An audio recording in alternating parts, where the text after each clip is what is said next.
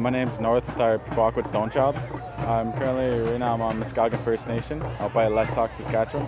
For youth, it's a loss of culture. And not only that, but now for our older generation trying to help the youth, it's a misunderstanding and just kind of, they really got to learn to understand a youth perspective. Someone who's kind of not necessarily a youth who's been through it all, but the youth who listens amongst the youth and listens to all the problems. Because we're now it's kind of just stems from broken homes, broken families, just because it's a cycle. They're born into a cycle that they're not normally, that they don't know of. It's like they're born into alcohol. They've seen it their whole life. So then obviously they're going to kind of just really take that on. They're going to take that persona of their parents, if they're alcoholics or if their parents suffered with addictions, they're going to take that on. And also surroundings as well. Like your surroundings really play a factor, because even back then what we had was we had nature surrounding us, but nowadays we have the city culture, and that's city-wise, and the kind of the street life almost commonly, and that's what really kind of affects with a health, and not only but their health, but their mental growth, their spiritual, emotional, and physical growth. Because nowadays you tell someone like, yeah, so you've been to a ceremony, they're gonna think it's a powwow. It's like they don't understand that there's ceremonies and protocols. That's a different style from a powwow. A powwow is more of a cultural recreation, you can say, but opposed to ceremonies, there's protocols, there's those teachings, there's those lessons in there, and just basic ones of how to set up a teepee.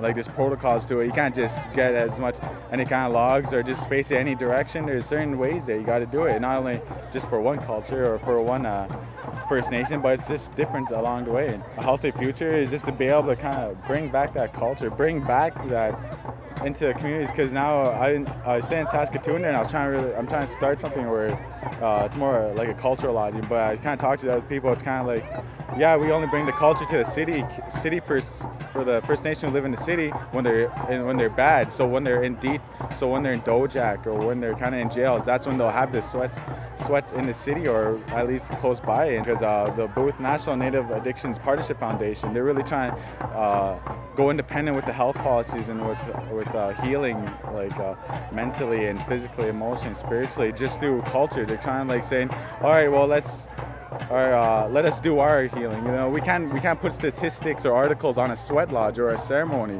We just know, because it's been working for us for so long, and even before pre-contact with the Europeans, it's been working so well. It's kind of time to bring that back, bring that independency through health, through our own ceremonies and whatnot. My name is Karen Pasqua, and I come from the Pasqua First Nation, hailed in the beautiful Capel Valley. At the top of the list my guess would be diabetes, because I have a lot of family members. It's a personal experience with it. My father was diabetic, and not until he was in his elderly age, but he has had it, and so did two of my brothers. So, and I understand it is hereditary. But that's a good thing. What they do is they're keeping track of it. So not just that, but heart disease and whatnot. And they have health community awareness type things they offer the community every month. Diabetic clinic is one of them. So it helps to keep the public aware, the community, which is a good thing. Especially in this day and age of all the sugars and sweets out there. So it's good to have someone and a group of people to kind of guide you and give you information on healthy eating and healthy food habits and what have you. I know it's hard because they taste so darn delicious, but to cut down on sugar products such as pop, candies, what have you, and to try eat more healthy, vegetables, cheeses, rye breads and things like that. And it's good to experiment too, and not to try and instead of the same old things all the time, to try a different variety of foods out there that they might not look too pretty, but they're very healthy for you, and you never know until you try something if you like it or not. Transportation, medical transportation would probably be a priority from my community to try and get to see the doctor or specialist or whatever, what have you, and a lot of people don't have the means to get from point A to point B. My name is Sonny Gamble. I'm from Beardy's Okamasas First Nation. Well, from what I see, it would have to be diabetes. More of my family members have been getting, diabetes, whether it be, sugar or whatever, and obesity is another major problem on First Nations reserves that I've noticed. My personal opinion on that, anyways. Heart problems, breathing problems, I suppose, have to do with respiratory problems, I suppose. A lot of smoking, a lot of smokers out there. And if we could just try to bring that down as much as we could, as I know it's a hard thing to do. I myself am a smoker also, and to try and quit smoking, well, that is very hard to do. I've been smoking most of my life. Alcoholism, one of the major ones would be alcoholism. They do classify it as a disease, and I do believe it is. I would have to say probably the diet. You get them on a regular, like a more healthier diet than what they're on at the time, And when it comes to diabetes, well, you'd have to, I suppose, think about their weight problems, to bring that down, and health, fitness. For myself, personally speaking, I've been involved with boxing, and the kind of regiment that I endured as a boxer helped me, with those kind of problems. I have a more positive outlook when it does come to treating your people. You just don't just see them, check them out, and then send them on the way. If you have to have a thorough examination of each person that's suffering from, whether it be just a sore chest or a headache or stuff like that. Make sure that you're checking your blood pressure, how good your lungs are, for one thing. Your diet. Make sure you have a good diet. Enjoy life a little bit more. Don't be stuck in one spot and expect that your health to improve. You've got to go out there, do the power scene, do soccer, do ball. Get out there, enjoy life. I'm a traditional dancer too, but and the more I dance, the better I feel. Really. Doing sweats. You go to sweats, get back to yourself. 5, 6, 7, Believe in yourself a little bit more. 9, 10. And her mother loved to count the stars. Cool. You know why? Because Right. the stars would DJ Roy Ninch Nikashan. You don't mind if I speak a little bit of my language? Yeah. And where are you from?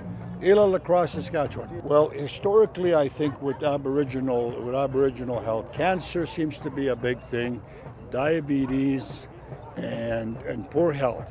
In our community, there's a high rate of cancer and diabetes, and of course, we have issues with a high percentage of Hep C and HIV.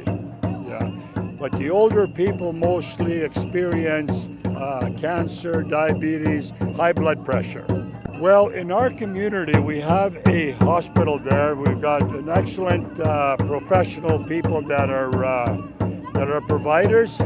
However, a lot of our people that get medication, particularly the older people, sometimes when we get pharmaceutical supplies, they don't work on a lot of our older people. So people like myself and my friend here, we use a lot of traditional medicine, which has been used for thousands and thousands of years. So a lot of us are reverting back to that, going back to the land to use some of the medicines that our great-grandfathers, our great-grandmothers used over the years. So A lot of our teachings are based around the value of medicine and how it came about, but also we use the sweat lodge quite a bit for ceremonial purposes, for spiritual purposes, and for healing purposes. So for us, it's nothing new when we go back to use the medicines out of the land. It's been there. It's just that it was never taught and it was never written. So, but there's an era of us people that are going back there, and we're trying to practice that, and we're trying to teach that to our youth as well. A lot of it is based on teachings. A lot of it is teached on people handing over information and sharing knowledge. But also, I think education is key, because a lot of our younger generation now are getting degrees of all sorts, and that's good. A lot of our Aboriginal people are going to universities and getting degrees, so that helps. But I think oral teachings, visiting with the elders, practicing your tradition, your culture, I think it reinforces a lot of that with the health scenario, right? Yeah. I played a lot of different sports. I played a lot of hockey, I played some soccer, and I excelled in fastball. I was a pitcher for several years, for probably 25 years. I played in a lot of major competitions. Yeah. I play some hand games. But I'm at that age now where I just got to sort of slow down and be careful. I do a little bit of skating once in a while. I throw the ball around. I still try to keep active. I walk a lot. I watch what I eat, my intake. I eat a lot of traditional food. I eat a lot of fish. I eat a lot of protein, homegrown vegetables. I stay away from sugar. I stay away from salt. I just want to say to the younger generation, stay away from those potato chips, stay away from those salt, stay away from those high protein sugar drinks. You know, they're not good for you. Go back to your traditional foods. I know sometimes the process is hard, but they're more healthier over the long run. Lawrence Morin in French. My great-grandparents were from Three Rivers, Quebec. And where are you living now? And Isle La Crosse, Saskatchewan, northern Saskatchewan. This here is muskrat food, we call it. And in our language, the Cree language, Watsas Mitsuin, we call it. And this is an antibiotic, and it's been used it for years, over I guess 5,000 years. I don't know how many years the Indians used it. And our grandparents used it too instead of the doctor, And this is how we survived, I guess. Getting away from all kinds of diseases, And this is mush cake tea, we call it, and it's in the book there, Labrador tea. And it's a lot of people say it's good for high blood pressure. Your high blood pressure, and it goes down with this. You boil it, put a little bit in there, enough for a tea bag, and you put it in your tea, and you boil it. You make tea with that, and then you can eat it. And you can mix this rat root with that, and it will be stronger. And it's an antibiotic, and it's against. It'll help you for whatever kind of sickness you have. You have a chest cold, or your nose is running, or your throat, and it helps you. And this other one too, the cedar. The cedar here, they use that for, there's a vitamin C plus calcium, and it helps you with your bones. And it helped us white people when they first come across the ocean. They boil that in the pot from scurvy, and a lot of people don't know about that. Sweetgrass, we picked this up north. It grows different places, and how you recognize it, it's purple here in the bottom, a little bit of purple. When it grows, you can smell it. Sweetgrass, it's really sweet, and you can, when you're walking in a bush, you can smell it like when you're walking, and How you find it is the purple here in the bottom. Then you pick it up and you braid it, then dry it up. And we give it out to the elders, and they use it for sweat lodge, for incense and that, and smudges. See you later. And this other one, sage.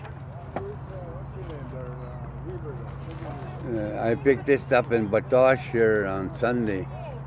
And they use this for smudging, plus they use it for that turkey stuffing. There's a lot of stuff in the bush, like mint tea. You can pick that up and make your own tea. We teach them. We teach the younger ones, and we take them out into the bush, or where the medicines are growing, and then we teach them what and how to pick. We put tobacco there for an offering. So, and when we pick up these plants, we don't take the whole thing. We just break a piece like that mush cake. You just break the tips off, so much off, and it grows again. And you don't kill it. It keeps growing, and it grows all over the north. And a lot of people don't know that. They walk right on top of that medicine, and they don't know that it's a healing medicine.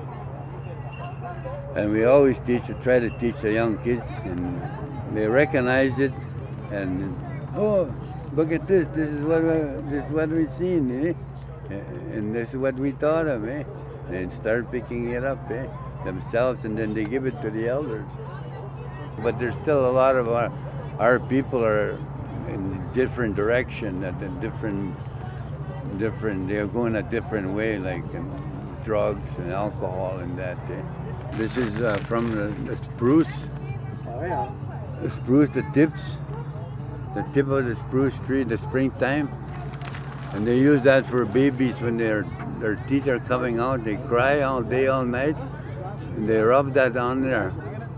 You put it in the warm water and they rub that on their teeth, and then their teeth come out and their gums open up.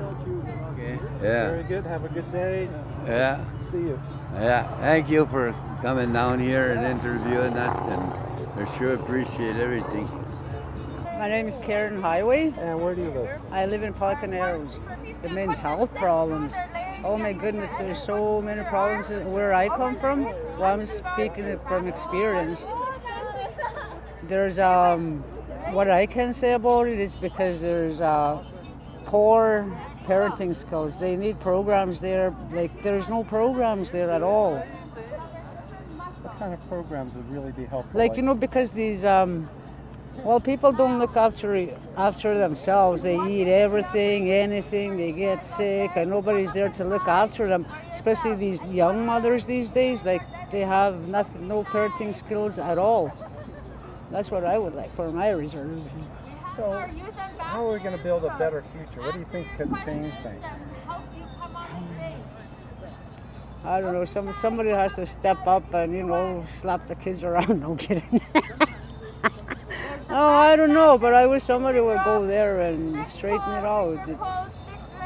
They honestly need help there. They don't realize it though. I left my community in '93. I still go back there once in a while, and I can only say that I'm glad I left, because I could have been probably in jail or whatever. And I don't know. I know so many people that have that diabetes. I don't know where it's coming from. Seems like everybody's dying off. I don't know if there's medicine or what to do. Like I know there's people that take care of themselves, and it's still not enough. Yeah, because that's what it is. It's mostly diabetes up north, So That's great. Yeah, well, maybe start eating healthy, but you can't tell anybody what to eat up there. That's the trouble. Yeah, but that's the biggest they have. The health problem is their diabetes. That's good, yeah. My name is Adam Highway, And where are you from? Pelican Arrows, Saskatchewan. We got lots of problem in Pelican, especially. Too much whiskey, too many bootleggers. I'm 91 years old. I only been in hospital like 3 times, 3 days. You know what I've been eating? I've been eating when my dad used to hunt moose. He always bring me fresh meat. And today I'm eating from plastic.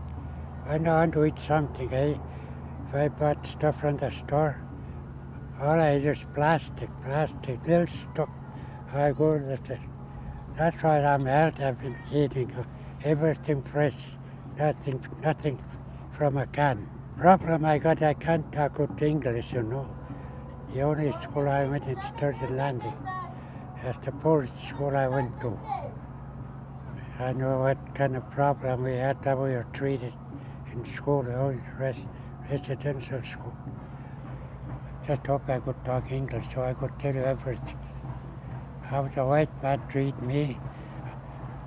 Like we got a lot of mines in the north. Lots of dams. The white man destroy our land, our fishing, our trapping, rats, they're suffering everything.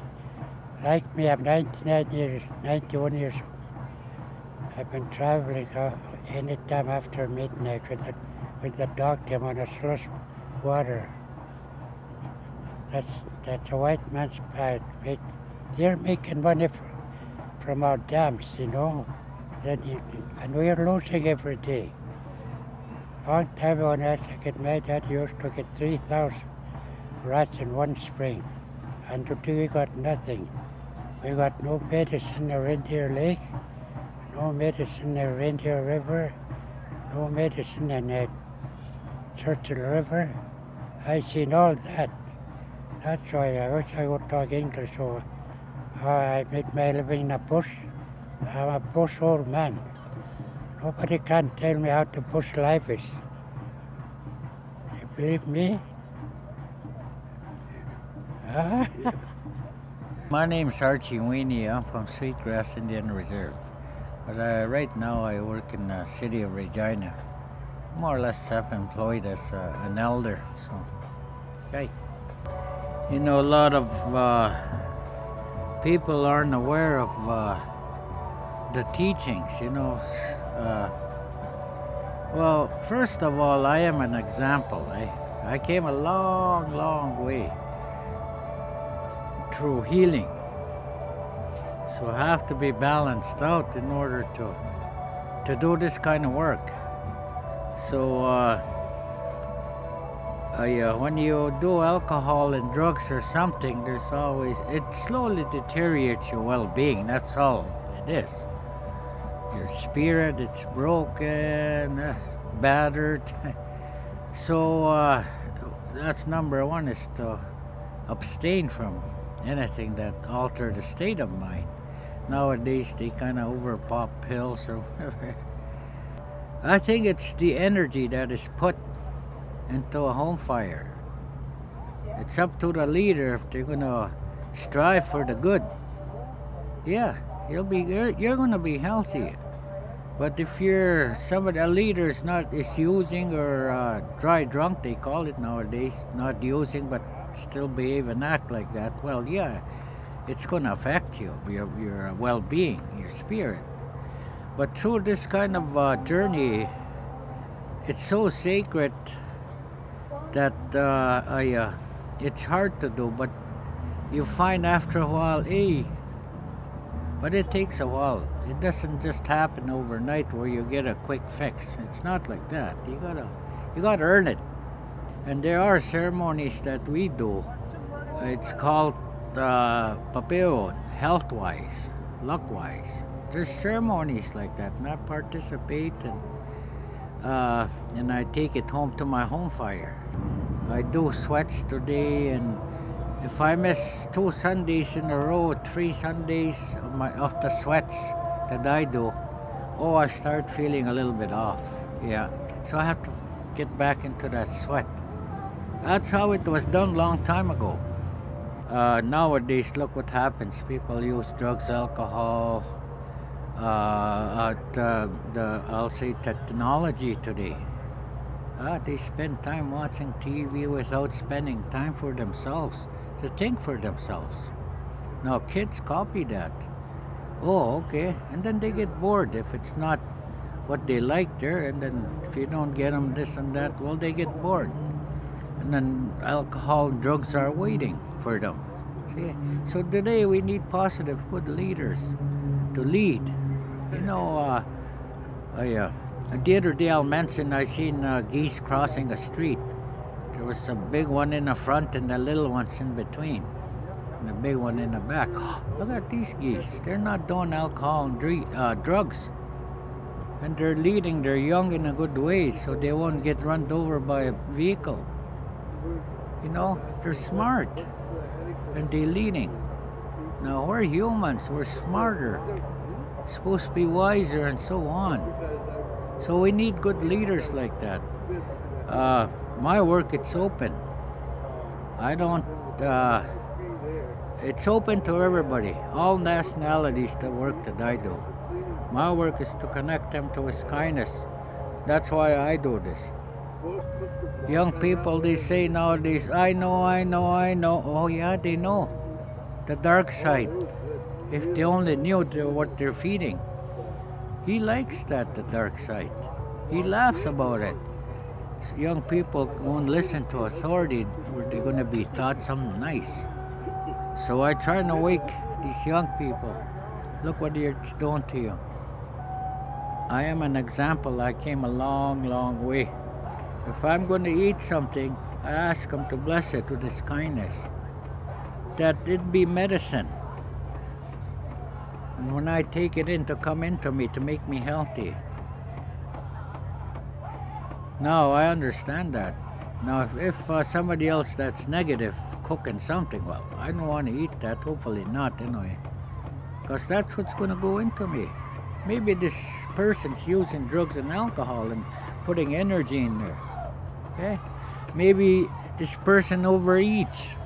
Okay? I don't want that. Gotta be healthy. A leader has to be healthy to be a good example. So I always say that, believe in something. Go seek somebody that does well, and that's what they'll pass on to you. Or you go see somebody that's negative, yeah, that's what you're gonna get. So I always say, but he won't mislead us. Because he cares about his kids. And that's my earth life, earth health, earth luck, young to old. And that's why I'm in part of these ceremonies that I do. But we gotta listen. When you listen, you take it in, the spirit, the good spirit. Anybody can say, oh yeah, I'm a dietitian, and oh yeah. I had somebody teaching about control and balance. Oh, okay, hey. Makes a living out of it. Oh, okay. I'm glad to meet you. Come into my sweat, I said. This is my balance and control, I said. He came in, he didn't even last around. And here he's teaching about balance and control. You know, this is all natural, I said. I can't lie about anything because he knows anyway. Now, if I can control and balance myself in there, hey, I came a long way, and it's a blessing. And I give thanks. Hi. Thank you. My name is Clayton Finday. I'm from the Sweetgrass First Nation west of Battleford. Well, the health issues have really changed since I was a young man. Like a long time ago, there was no such thing as diabetes or health problems, even eye problems. But our diet has also changed drastically, our lifestyle. Like, we don't exercise the way we used to. We used to have to exercise to grow our gardens, to haul water, to go and cut our wood, to go and hunt. And we ate a lot of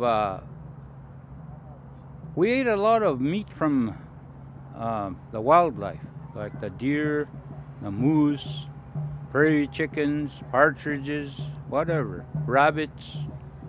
And they were a healthy source of food. Now we have so much additives in our food today. Like most of everything we have is sugar, salt, which causes health issues, very bad health issues. And a lot of people suffer from diabetes that never suffered from diabetes a long time ago. Like people used to live to a ripe old age. Now you see people dying from diabetes in their early 30s, getting amputations, you know, struggling with gangrene and having to, you know, get their blood cleaned at the hospitals. So there's been a lot of change in our diet, like our cereal.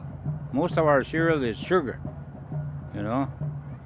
Where a long time ago we ate porridge and we didn't saturate it with sugar, you know. And same with we didn't really have too much access to pop, but today pop, everywhere you go, McDonald's, everywhere there's pop. And so that has affected our lifestyle very, very much.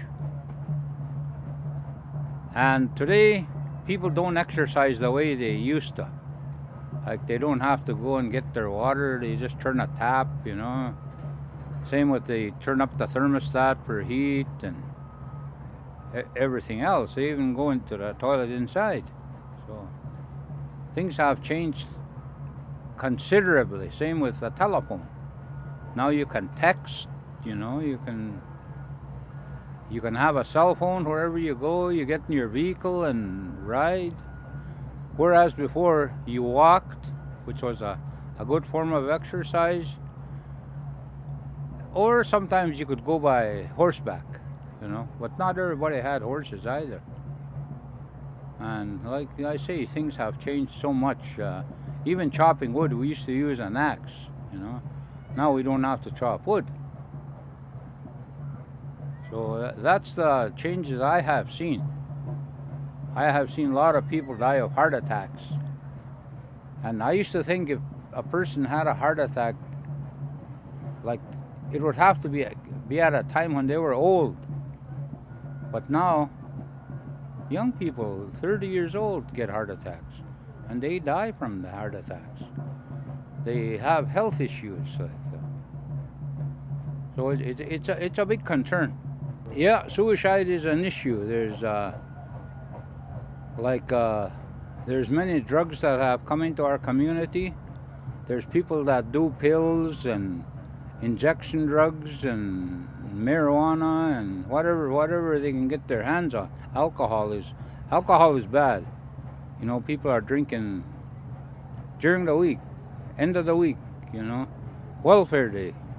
Sometimes I wonder why the government doesn't give out just a bunch of booze on welfare day, because that's what happens, you know.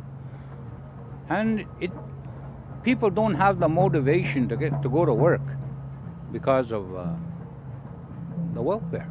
Well, the Tribal Council and Health Canada have a lot of home care workers. They have registered nurses. So the service is there and it can be utilized. And the nurses will even go and see you if you can't make it out of your home, or if you don't have a ride. There'll be somebody to go and pick you up and bring you to the clinic. And they always have healthcare clinics, at least once a week. And I think it's, in most communities, I think it's acceptable. Like some people still like to go to the doctor. And many years ago, when I was just a little boy, a doctor used to go from house to house visiting. And, you know, like my uncle used to be the interpreter for the doctor. And, you know, when he'd come to our house and tell us the doctor is coming. And he's got a real long needle and it's sharp, you know, and so we died. We became scared of needles. And me, I've had diabetes all my life. And I've got to give myself 2 needles a day. And when I first had to do that, it was very difficult for me to inject myself. I was scared to hurt myself, you know. Even When I was a little kid, I didn't want to go and see the dentist because I was scared of him. So I tried to put up with as much pain as I could. And now I'm teaching my grandchildren, don't be afraid, like I show them this is how I fill up my needle, and this is how I inject myself. And then they ask me, can we give you a needle? I said, go ahead. And I never show any pain or discomfort, and they give it to me. They're happy. So now they've accepted that too, that, hey, it's for my own good. In order for young people to be healthier, I would say exercise more. Exercise on a regular basis. Eat healthy food. Try and stay away from too much salt, too much sugar. It's good to eat wild meat many times, like even it's no good to eat too much bread or bannock. Like I realize myself, let's say if I have a couple of pieces of bannock, my blood sugar should go sky high. So, and get yourself checked regularly. See if you have high blood pressure, see if you have diabetes, And like I said, exercise is a very integral part of your life. Don't be afraid to walk somewhere, Don't be afraid to get into sports activities, hockey, ball, running, biking. Because now it's so easy to jump into your vehicle and boom, you're gone. And where I live, there's a lot of lakes. So people have access to go swimming to the lakes, and that's a good activity. Lakes there. And drink a lot of water. You need a lot of water to keep the moisture in your system. Yeah, eat very, very healthy. That's what I would recommend. Eat very healthy, exercise a lot, keep in touch with your health issues, your your blood pressure, your blood sugar, whatever else that may come upon you. Because there's so many. It seems like there's so many diseases now that are coming out, and don't get into drugs or alcohol. Drugs or alcohol will shorten your life. I have a friend that passed away not long ago, about 2 months ago. She was only 24, and she died from sharing needles. 24 years old, and she was such a beautiful person, beautiful woman, And I used to tell her, don't do that, look ahead. I told her, you're such a beautiful woman. Find a husband. Find somebody who truly loves you, who will care for you. Who has no addictions, Somebody that wants to live a good life, share a good life, have children. But she didn't listen to me, and now she's gone. I know myself, I went to residential school for 13 years, and I wasn't allowed to talk my language, or my parents also went to residential school, and I've never known them to smudge, to pray, to go to cultural ceremonies like the Sundance, I've never known them to do that. So as a result, I didn't know anything about culture. I had to learn from an elder who had the patience to talk to me, to show me. And that's what's brought me a long ways. And I think your relationships too have a thing to do with, like me, I never learned to bond with my parents because I was always in boarding school. I'd go the third week in August, and I wouldn't be back till June 30th next year. And my parents were into alcohol abuse, and they were party all summer. So you never get a chance to bond with your family. But like I say, you pray, it makes a lot of difference, really. I go to sweats, and things like that. I make sure I pray. I pray several times a day. I thank God for all He's blessed me with. Even if I'm not feeling good, I still thank Him for blessing me with another day with good health, happiness, letting me be addiction free. Good message. Mm-hmm. Well, I appreciate it. Okay, thank you for giving me this opportunity. Oh, thank you.